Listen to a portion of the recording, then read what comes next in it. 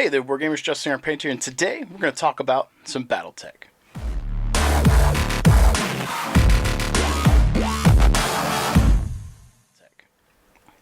I'd like to welcome you guys back to the channel. Thank you for tuning in today. If you are a returning viewer, thank you for being here to support what I do. Thank you for being a good lance mate, a good star mate, a good Sipkin, Sipco, a good all-around awesome person. Thank you for coming back. If you're new here, make sure you alpha strike that like and subscribe button like you're trying to fell the enemy mech, but instead we're going to take all that energy that you're focusing into the guns, into the lasers, into the PPCs. We're going to focus that into helping the channel grow. That said, welcome back, and today I want to tackle a topic I've seen quite a few people in the community talking about, and that is, what is Battletech to me? Now, I was thinking about doing a video like this a few weeks ago, didn't get time, and the reason I wanted to tackle it is, at that time, was because there was a lot of back and forth crap about the painted, not painted aspect of Battletech, and it was really, really irritating me. Now, my opinion's biased because I paint and I'm a hobbyist, but the overall divide in the community I felt was negative, and it was doing more harm than good. And trying to encourage someone to get into the hobby, into painting, if they aren't into painting, if they're interested in it, and so forth, is important. But the brick wall that people were putting up in the back and forth, it was just toxic, and it wasn't good, and it was like, I want to put out a video to talk about that. And to that small point at the beginning of this ramble, if we were playing in a local store, pickup game, whatnot, let's say I met you at like a Adepticon, you had minis to play with, I wouldn't turn away a match with someone with unpainted minis. Do I think that minis make the universe more immersive, the game more immersive, the game feel more cinematic and thematic? Yes, 100%, 100,000 million percent. The same reason why I think terrain is important, even though I'm biased because I work at a terrain company, or a company that specializes in terrain. I think that the set dressing helps bring us into the story. We're forging a narrative for the same reason why, for some people, Dwarven Forge, for example, with D&D, having a miniature of you, maybe you've got a Hero Forge mini of your character, right? Even if it's not painted, you have that physical representation that makes it feel more tangible. It's representative on the table. Then you're playing on, stone, cobblestone roads or walls, or in a dungeon with, minis and skeletons and all the hordes and all the shit. It looks cool. It's more immersive. Do you need that? No. Can you play role-playing games in the theater of the mind? Yes. But for some people, that makes it more immersive. And I think for the minis game, that part of the game is the minis. Yes, you can play Battletech with pennies and peanuts if you want to, and that's fine. But for many people, it's the minis. I think if the minis weren't important, the Kickstarters wouldn't be doing as well as they've done, right? That's not to say people who are into Classic can't play without minis. Do that if that's what you're into.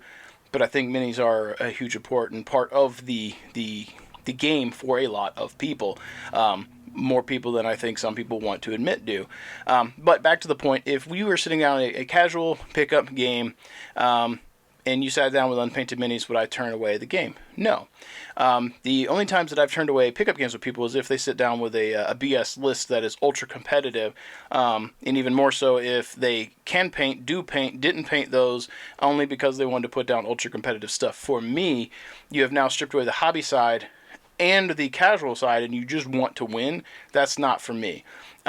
So first and foremost, I want to have a good experience above all else, right? I think the painting and the hobby aspect adds to that, but if you strip away those things and the only thing that the focus is on is winning, I'm out. I've checked out. I don't want to play. I'd rather waste 3 hours doing something else with my time. That's me. So, would not turn you away. If you want to have a good time and, you don't want to paint, you just want to throw some models down, you brought a cool, fun list, let's play. We'll have a good time. I won't turn you away because of painting is what I'm saying. I'm only going to turn you away if your attitude's not something I want to click with, or you're playing some crazy tournament stuff, and that's just not the way I play. That's fine.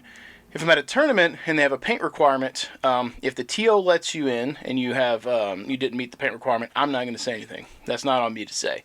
But I'm also not going to complain to a TO if they have a paint requirement, because I'm going out of my way to participate in the tournament. I agree to their rules. I agree to the era. I agree to the point totals. I agree to any restrictions or exclusions they set. Painting is one of them. I feel like when it comes to tournaments, if someone's going to complain about a paint standard, they could also complain about, well, I want to play Succession War era. I don't want to play Clan Invasion era. They could say that, and the TO could say, well, with all due respect, I have set the parameters and the rules. We're playing in this era at these point totals with these restrictions. You can't bring more than this, blah, blah, blah, and they need to be painted. He can say that. It's the same thing. If you don't like the restrictions or requirements, don't play. That's fine. And for me in tournaments, I've never really seen this come up as an issue. Even for people who weren't as interested in painting, I've seen plenty of them that put minimal effort and they're happy with it. The minis look better for it on the table, even if it's like not the best paint job you could do. You just slung some paint, threw some basing, and you were done. It still looks better for everyone, and it's a forged narrative. It's a better thematic experience, in my opinion. So those are the two things where like I'm at. It's like we're in casual setting. Not going to turn away a game if you're not painted. If we're in a tournament, that's the TO's job, and if you get accepted, I'm not going to say anything. That's not my place. But the overall division in the community about that, it seems like my stance on it is so obvious. That's obvious to me. Like, why? I don't understand why it's a problem. If we're not in a tournament, we can just agree to play. I mean, I'd prefer that people have minis. I think they look better. But if you're like, hey, bud, I don't have an Atlas. I'd like to proxy. Okay, that's fine. That's cool. It is what it is. Let's have a good time. I don't understand why people couldn't do that. And maybe the vocal minority is what I was seeing. But like the comments in the post just got so out of whack that I stopped paying attention to the Battletech community posts for a couple weeks. It was all it seemed there was meme after meme and angry discussions and chats, and I was like, what is going on?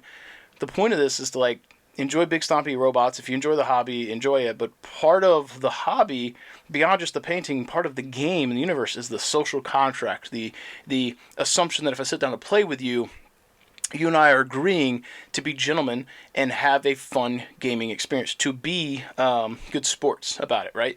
Painting is one thing if you're into that, but in a casual setting, like, that's the whole point. We have to both agree to be here. For me to roll dice and blow up your tiny little robots, I have to agree to go against you, who are going to roll dice to blow up my tiny little robots. Let's both have a good time.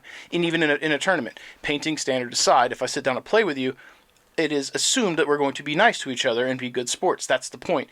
If you are sitting down to play with me, you don't care about the minis, you don't care about the painting, you don't care about the narrative, you don't care about me. And this experience, this social contract, the banter, the fun, the narrative that we're forging the story, and the only thing you care about is winning the W, what's the point? And I've had this come up multiple times for me. Or I've had hyper-competitive people in casual settings. I've not had this happen very many times in tournaments. In casual settings where they're like that, and I'm like, I just won't play with you. And then, I'll go do something else. And then the couple times I've had it happen in a tournament, I looked at a guy who's a friend of mine at the time, looked at him like right now, I'm like, I will literally concede right now, and I can go do something else for 3 hours if this is the way you're going to be. Is that fun for you? Is it fun to get a W and tell the TO you got a win because I conceded on as soon as we deployed? I said, you win. I'm going to go get lunch. I'll see you guys in 3 hours. Is that fun for you? If the answer to that is no, let's agree to have a fun game and let's do this. If the answer is yes, you can have the win and I'll go do something else. And that's me. Not everyone has that mentality. But from my perspective, I am here to have an experience with you. Yes, I want to win because we're playing to win. But there's a reason why, like at Bobby's event, Southern Assault 2021 and 2022, I feel high, but I wasn't at the top. I don't feel like my list was a top-worthy list for tournament play. I think it was a good list, but if I was worried about first place, I would tailor my list a bit more competitively. I built a list I felt would be good within the parameters of the event, and I would be somewhere in the middle or upper side of the pack, which is what occurred, and I would have a fun time with whoever I played across the board for the most part. And that is what occurred, and that's where I'm at. If you show up to a tournament and the only thing that matters is winning, well, why are you there? And that's my thoughts. It's like there's so much more to the community. There's so much more to the people that's important. So that gets into what is Battletech for me? And that's a larger question that I'll answer, which is kind of like, what is wargaming to me? And this is a topic that irritates me a little bit because people shit on Clicky Tech, MechWarrior Dark Age, but that was my first major war game. When I was younger, I was introduced to Mage Knights, and I wasn't quite old enough to get it, or didn't have the money to invest in it. I was just a little too young. And then when I moved home from Kansas, when I moved back to North Carolina, I was a little bit older, and when I got into my senior year of high school, I think it was second semester, so I was going to graduate. It might have been the fall. It might have been right before second semester. I think I ended up getting a job. I think it was at the gas station, had some money, and I ended up walking into our local hobby store, and I saw I think it was Age of Destruction. I know it had a mangonel and I think a jade phoenix, jade hawk, whatever, one of the jade thingies in there, and it looked super duper cool. I should know what it is because I painted one for my Jade Falcons for Alpha Strike, but I digress. I remember looking at that box and thinking, man, these mechs look so freaking cool. What is this? And I looked at it and I saw, like, Mech Warrior Dark Age, whatever. I was like, hey, like, as a kid, I played the Mech Warrior games. I was terrible. Some of them, my computers couldn't run all of that stuff. I have a bootleg copy of Mech Commander Gold. I was in, I think, 5th grade, and this guy gave me this disc. Actually, his dad did. It's a friend of mine. His dad was a crazy IT guy. He had like a little tiny satellite in his living room and a big TV and all these wires and cables and stuff. He had like illegal satellite and internet and all this shit. He was like a hacker kind of guy, right? And he worked at a computer shop, and he had a copy of this game, and he burnt it on disc and gave it to me. Now, I'm not saying that's okay. I will buy it if I could have as a kid. But he gives me this disc, and I fell in love with that game. I've played Mech Commander Gold so many times. So many times. I love that game. And I got Mech Commander 2, which is good, not the same, and the cutscenes are kind of goofy, but still, played the game, played the shit out of that game too. Loved it. Loved both those games. Would play those to death if I could. But I grew up with that, but I was young. I couldn't afford the things, couldn't afford a computer. Now that I was old enough to afford to do a little bit, I saw MechWarrior Dark Age, the clicks. I got into that game. I loved it. I became a battle master for it. I ran tournaments every Saturday at the local shop. I dove into that game. It was me. And I tell you, one of my fondest memories in that game is setting up on our deployment table, I had artillery on my back line in the deployment. I don't remember if they were long toms or sniper artillery or whatever they were, but the way you drop the pogs on the table was unique to each artillery as to the directions it could scatter and whatnot, and you place it, and your opponent had a turn before it landed, so they could move their models, right? So I used artillery. I had tanks that I would move forward into the woods, and I used Kelswad tanks and Die Schmitz. Those were like my two jams. You park them in the woods for cover, you drop the artillery, and your opponent either stands still and gets hit with artillery, or they need to move. Where are they going to move? Probably closer to you because they want to take out your units, take out your artillery, do whatever. What's in their face that they're moving into range because I forced them forward? It's my mechs. Or not my mechs, sorry, my tanks, like the meat grinder. If they backed up away from those tanks, I had extended range ammo on, I think they were Chase Piece Thors, something like that. Stupid. I basically had crazy range. So, like, if you wanted to threaten me, you had to walk forward. If you walked forward, you got hit with the tanks. And if you walked away, I'd keep using the artillery to make you dance, and then those mechs would pepper you. So, it was a meat grinder. And you could manipulate where they went with the artillery. It was so much fun. It was one of the, like, craziest, also competitive things that I did. And I have a fond memory of that, the combined arms. That is why, in Alpha Strike, it's so appealing to me. I say combined arms, and I don't field that often, but I like the idea of it. I just get bogged down in mechs. But that's the concept. I love the artillery. I love the tanks. I love the VTOLs. All of that. The thing that Alpha Strike doesn't do that Clicky Tech did in that regard is the way artillery worked. The artillery in that, Clicky Tech worked like Mech Commander. For anyone here who's played Mech Commander, if you remember when you called an artillery strike, you got the little circle and it let you know it's coming. So you had to time it where the mech was gonna be. It's like that. You put it down and that was like your blip. And you're like, oh, artillery's gonna land somewhere around here. And then it landed the next turn. That was really cool. So that was a mechanic I liked. That in Alpha Strike, it's not quite like that. It's like same turn. And I liked the ability to use the artillery to force movement and manipulation of the battlefield, which was cool to me. So, anyways, from Mech Warrior Dark Age, when I got out of it, I got into Star Wars Minis. Star Wars Minis ended up leading me through a variety of hobby stuff, but I landed on Warhammer 40k. I have a lot of fond memories of Warhammer 40k as well. I've got a lot of not great memories. I've had more fights and arguments with people in 40k than any game I think I've ever played because of the competitive nature of it. And while I can be competitive, that's not me. My philosophy, and it's all gonna tie together.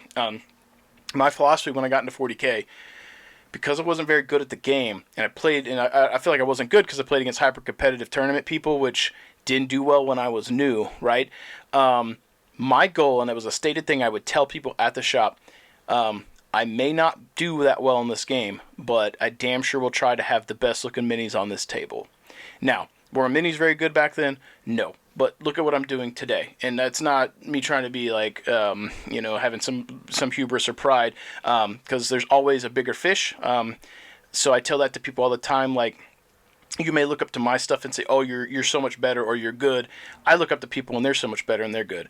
It's the way you perceive that, the way you interpret that.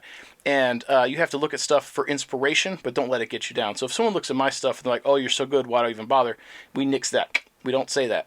We say, hey, I like this, how do I do it? And then you try and be a better artist today than you were yesterday, and a better artist tomorrow than you are today. And that's all you can do if you're into the hobby. So my philosophy of, like, I will have the best looking minis on the table if I can. And at the shop, that was serious. It was a focus. Like, every time I came in, I was painting minis, and I was trying to, like, focus on the hobby, because I could only do so much with the game, and I wasn't chasing the meta. Certain armies would come out and they'd be better, and mine didn't get better, but my painting could get better. So you fast forward over time, and I played Warhammer for a while. That led me to watching YouTube channels, Mini Wargaming, trying to do YouTube. I'm here now, trying to do some more YouTube stuff.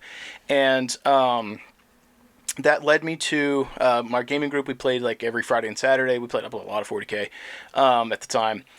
And my buddy saw a post on Facebook, and it said, looking for commissioned artist to hire for studio. And I was like, oh man, that would be super cool. I'd love to try and do that. My friends were telling me, like, you should try. I think you could. And I was like, well, there's nowhere around here.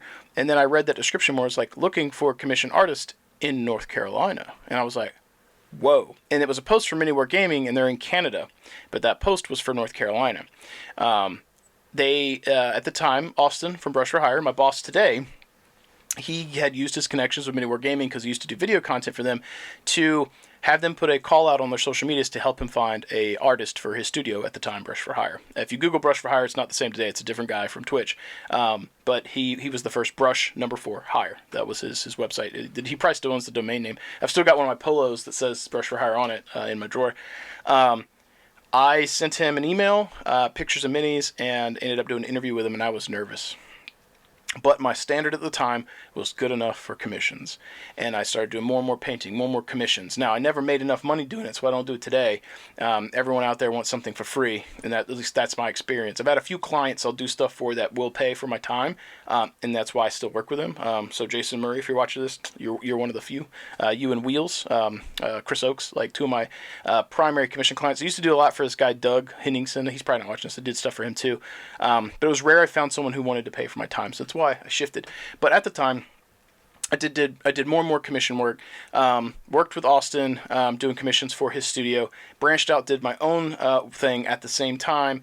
And then in 2018, I think it's when I said, I can't do this anymore, Austin. I almost cried. I walked into the warehouse where we are now, the facility, and I was like, Austin, I'm done. I can't do it. I'd made less than $20,000 a year for 6 years trying to do full-time commissions, and I was working 16 hours a day, 6-7 days a week. I couldn't do it anymore. I'd painted myself to the bone, and my eyes were swelled up, and I was basically crying. And I was like, I'm done. I can't do it, but I need a job. If I'm going to get out of the painting as a full-time job, I need a job. And he told me at Death for Designs, he's like, okay, I think we can do this. What I need from you is to show up and find things to do. And that is what I have done since 2018 at Death for Designs. At one point, I was cleaning dishes. I'm cleaning toilets. I'm taking out trash. I'm cleaning the shop. I'm running the machines. I'm packing orders. I'm doing customer service, doing 3D prints. I'm now doing design stuff, chasing leads for business opportunities, doing wholesale accounts. And it's all this stuff I've progressively added on. And today, I have a position at DRD that I feel like currently I'm irreplaceable. Could Austin find a replacement? I'm sure he could. But I feel like I have solidified myself as being a good business asset for the company, and I feel like that's reflected in the way that Austin treats me and my pay. What does that have to do with what Battletech is for me? MechWarrior Dark Age led to other hobbies, led to 40K, led to painting, led to Death for Designs, or Brush for Hire, led to Death for Designs, led to my job today. That started with Battletech. MechWarrior clicks, right? What did I develop along the way? So beyond my career, my job, that I owe to that. If I had never bought that box, I don't know what I would be doing today. I still don't know what I'm doing in my life, and I'm in my 30s. And this is what I want to do, but it's like, I don't know. I don't know what my job's going to be. What is my job? I work for Death Ray Designs. I do something. But that started, that catalyst, that peak, or that seed, that explosion, that little big bang, as it were, for me, that was MechWarrior Dark Age.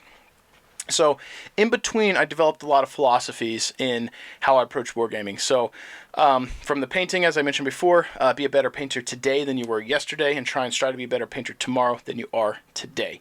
That's the hobby side. When it comes to gamers, don't be that guy. Try to be as unbiased as possible with your opponent. Focus on things you can control, the hobby side. Forge the narrative. If you're sitting down to play, make sure you remember that the person that you're playing with, they have to agree to roll dice against you, and you have to agree to roll dice against them. Make sure you have a good time. Takesy backsies, be nice, give them the benefit of the doubt, hoping they'll give you the benefit of the doubt, and forge a cool narrative. One of the things that I think people forget is that when I sit down to play, at least for me, like when I roll dice, when that Space Marine sergeant's firing his plasma pistol and it gets hot, that guy, Sergeant, Joe Bob over there blew his hand off when it got hot. That's a story. That's a narrative. When I charge into battle, and I had this happen, here's a good case in point. A buddy of mine used to play Chaos Space Marines, and he played super duper casual. James loved him to death, but he was like below casual. He was like, comical bad guy casual, like, the guys in the games, the red shirts from Star Trek, like, they're gonna die. He played that stuff where, like, that's what happened, but he just wanted to play goofy stuff, and it was super duper casual, all about the social contract with the player. So what would happen when I would play with him? Even if I brought like a toned down list, tactically speaking and gameplay wise with the list, like, sometimes it would skew. So once it starts to skew, for that, I would find things to do in the game. Since we've already played, we're going to finish it. What can I do to have fun? What can I do to make sure he's engaged? He knows, he's not stupid. He knows the writings on the wall. The game's probably done. We've determined the checkmate. Whether we've said it or not, we've determined this is checkmate. What can I do to bring him in and make sure he's having fun? So in this game, I took Commander Farsight, and I ran down the table, and he had Abaddon for his Chaos, and I said, I'm going to challenge you. And he's like, what? I was like, yep. Farsight's not scared of chaos. He's going to eradicate your filth from this Tau land, whatever fluffy crap I said. And his eyes lit up. He went from like starting to check out, being like, I'm finishing the game for Justin, but like I'm not having fun. And then I did that, and he was instantly back in it. It didn't matter what the objectives were. It didn't matter what the score was. I did a thing to forge a cool-ass narrative, and I'm pretty sure Farsight lasted way longer than he should have. Was it a tactically smart decision? No. Did I bring James into the narrative, the story I was forging? Yes. And had Abaddon been felled by Farsight, I wouldn't have let him live it down. It would have been a funny banter every time we played. I would have talked about it, because Abaddon, the Despoiler, the leader of the Black Legion, got taken down by some weird blue-faced alien, not from Avatar, but from, the Tau. So that's the thing. We forged a cool narrative, a cool story, right? That's what's important. So when I play war games, that's where my head goes. When I paint a Space Marine, I'm like, hey, what battles have you been in? Oh, you got a little scratch there, a little brush stroke that messed up. Now you got battle damage. How'd you get it? Oh, maybe it's a Tyranid. Maybe this is this thing you're fighting. I start thinking about the battles, the narratives, the stories. Where do they come from? What is the universe for me? I may not go as far as to name all of the minis, but they exist. So one of the things, the concepts that I like to tell people is like, the way I visualize minis, the games. What if you were to take your handful of mechs? Battletech fans are probably what's watching today. If you took your Archer, Morgan Kell's Archer, or Jamie Wolf's Archer, one of those name people, Anastasia Krinsky or Natasha Krinsky, whichever one was in the Direwolf / Warhammer, you put that in the Indian in the cupboard thing. If you've seen that movie, you lock the key, you unlock it, you pull it out. That mech comes to life. What do you envision that looking like? How does it move? What does it sound like? What do the guns sound like, right? What happens when that pilot gets out and they speak to you? What is that story? Now, do you literally put them in the cupboard and then come out? No. I mean, that's not going to work in real life either. You guys know that. But if you envision it being real like that, and you're like, oh, okay. Because in the cupboard, the toys become real, right? What happens if those mechs, your units, your Space Marines, if they actually were real? What would their stories be? What battles have they fought? What narratives have they forged? What glory have they sought? Or humbling defeats? What has happened to them? And that makes that piece unique to me. That story, that narrative that I forge in my head, that is unique. When you and I sit down to play, it may be the only time we ever play. It may be the one game we may never, ever play again. You have sat down your minis, your mechs, your force. I've sat down my force. We've set up a battlefield. We've set up a scenario.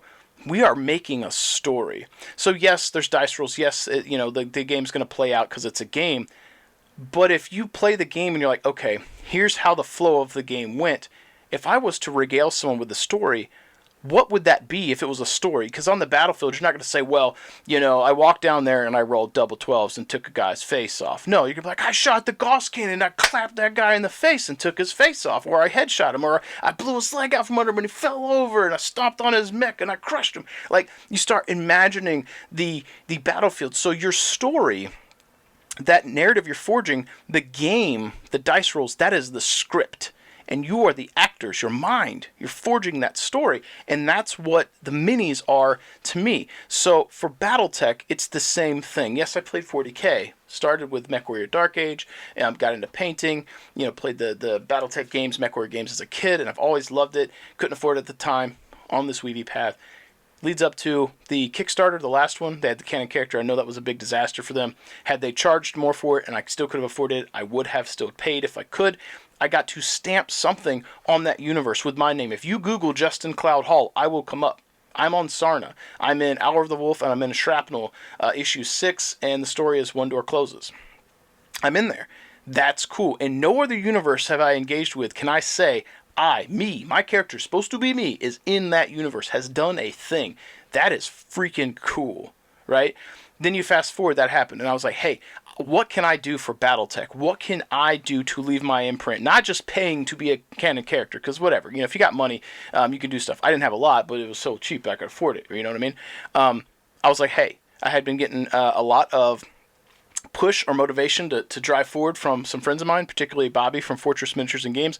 He told me, he's like, you really need to apply to be a CSO artist. Your minis look great. And I'm like, I don't know, man. I've heard some bad stories about it. I don't think I'm going to be good enough for this. And he's like, no, you really should. He took me to KarinskyCon last year because he had his +1 for the big back on the Kickstarter. I can't throw that kind of money. I ain't got it. But I was thankful he took me with him. And I'm hoping that this next one, he'll take me as well. I got to hang out with Randall. Got to meet Ray Arista, Lauren, Bryn, Talon, Phil, I think is his name. Michael Ciravelli, who's a fantastic guy. And then, the other Arthur guy that handles the edits. His name is eluding me right now. But I met, man, it's right on the tip of my tongue. It's bugging me. John Helfers, is that right? I think I got it. I think Helfers, at least, I think. And then I met some cool friends. I don't know if Justin's watching this. Justin West, I think. I met you there, and a few other guys. I met Brent Evans from the CGL crew. So I had a really good time, but I brought those mechs. And I showed Ray, and Ray was like, yo, please apply for CSO. And I explained to him my stuff, and he really motivated me, and he pushed. He's like, you should do this. And I was like, okay. I did it. I've got multiple things published now that have my name on the universe. This is a canon thing I've painted that is official, right? This represents a unit, a mech in the universe. Now, I'm not trying to get on a soapbox and say I'm some grandiose person. I'm not, because I think any of you out there could do this. You could become a CSO artist if you want. You can imprint yourself on this universe because we have that ability, the ability to connect with the creators, the people, the stewards of Battletech. We can reach out and touch that. We can meet them. We can talk to them. It's not like it is with other games, right? And for me, that approachability for an IP that I'm attached to, that I grew up with, that I can now afford to engage with, that makes it all the sweeter. And I'm able to forge these stories, these narratives in my mind, and also take that and try and stamp my place on the universe. So like when I paint something for CSO and it gets approved, I'm like, I painted that guy in this setting. What is his story? How did he get there? What is he fighting? What's on the other side of the camera you can't see? I've got a few archers that may or may not get approved. I think they got approved. They just aren't up yet. I don't want to name them. But you see the front-on perspective of them. What are their guns aimed at? What is that story? Is it a last-ditch effort? Are they the last guy standing and they're fighting off a horde, but they're going to go down swinging? What's happening? So when I look at that, that's what I see. I forge that narrative, that story, and I'm able to stamp that on the universe and leave a mark and hopefully help Battletech become better for that. Or at least that's my theory. It's why I'm doing these YouTube videos. My channel's small. I hope it grows. I don't think I'm going to be a millionaire doing it. It'd be nice. But I'm able to help grow this community because I love this. I think this is cool, and I hope that the community can come together and stop bickering about painting, stop bickering about not painting, and come together and be like, hey, if you want to learn to paint, I'll help you. If you want to play, let's play. If you don't know how to, play the game, I'll teach you. We're going to sit down and, you want to have a fun game. I'm not going to be that guy. I'm not going to be cutthroat. Let's have fun. Let's forge a narrative, because you know what? Win or lose, we can play another game.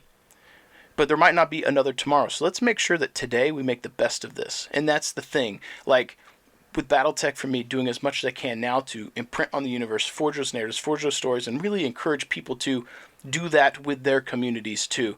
You never know what's going to happen tomorrow. You never know if you're going to wake up. So when you engage with people today, do so knowing that it might be the last time you say something to them, and maybe the last time you play a game with them. Why on earth would you not want to forge an epic story, an epic narrative, and an awesome experience with that person? And that's what Battletech is for me. It's a big opportunity to imprint myself on the universe, leave my mark, and forge epic stories. And if you haven't got that from my channel yet, I have done you a disservice, because that's what I want to convey. That's what Battletech is for me. And a good example of me trying to forge a narrative is how excited I got playing in the grinder at Adepticon. I've got a video up on the channel that talks about it, but it's the way that I envision what happens, the banter, the story with my opponents, the interactions, the socialization, and then how that battle comes to play and how I visualize how that happened. Because when we move models and you shoot at me, in my head I'm thinking what weapons, what happened, and I'm trying to forge it like CGI in my head, because that's what those minis are. It's a representation to give me an idea what they look like. How's that story going to play out? Like you're reading a book, but theater of the mind with the minis and the set dressing, and you and I having an experience together to really bring that story to life. That said, folks, I know this has been a ramble. We started at point A. We somehow made it to Z, but that's the end of the video for today. So if you made it this far, sound off in the comments below about what Battletech means for you. Let me know. Where did you start? Where are you at now? Do you like the painting? Do you like the minis? Do you like anything at all with Battletech? Share with me. Is this motivating you to get into painting, get in the hobby, get into the game itself, or maybe get out there in your community and help it grow? Let me know. I'd love to hear your thoughts. I'd like to hear what Battletech, what Wargaming, what the hobby means to you. And I think that would be awesome to share with others as well. As always, if you want to help support what I do, check out Fortress Miniatures and Games for anything and everything for your Battletech needs. If you want to pick up some stuff from Death Designs that supports me at my day job, as I mentioned, the Wargaming path that led me to where I'm today, still working there. And if you're looking to pick up any paints, check out Monument. Monument Hobbies, their paints, the Pro Acrylic is my primary go-to, supplemented by other stuff, but you can't get much better. Their paints are great, value's great, good coverage. Check them out. Links and coupon codes in the description below. But as always, I've rambled long enough, and if I do not shut the hell up, I will continue to ramble. So if you made it this far, thanks so much for being here. Really appreciate your support. As always, keep rolling those dice, keep painting your models, and I will catch you guys next time.